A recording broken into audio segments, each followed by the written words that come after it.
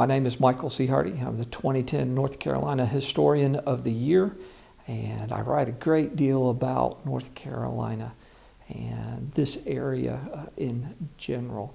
The Over Mountain Men is a fabulous story, and parts of it take place right here in Avery County. Of course, Avery County doesn't exist until 1911. There is no Avery County in 1780.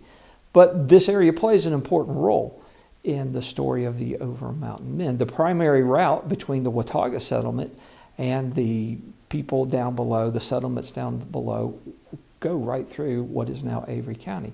They cross over the mountain and come down Roaring Creek. And from Roaring Creek, they continue their way across the North Toe River to places south. It's a primary route. We call it Bright's Trace, or the Old Yellow Mountain Road. Samuel Bright had moved into the area in the late 1770s, and was taking folks. He was a guide or a pilot, settlers that wanted to get to the Watauga settlement. So that's the route that the Over Mountain Men use in 1780. They use Bright's Trace, or the Old Yellow Mountain Road. They camp for one night in our area after they have crossed over the mountain. And then they continue south toward what is now Mitchell County and go off and they fight.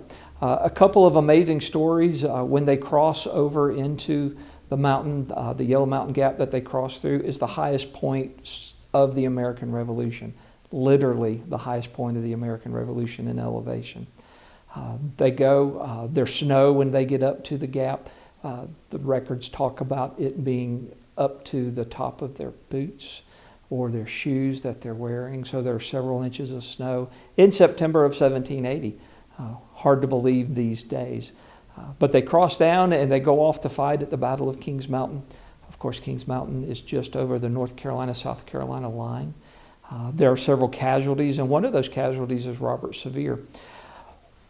The Patriots win the Battle of Kings Mountain, and as they come back up the mountain, they stop there at what we call the Davenport Springs. The property was owned by Samuel Bright at that time, so the Davenports were probably not in the area for a couple more years.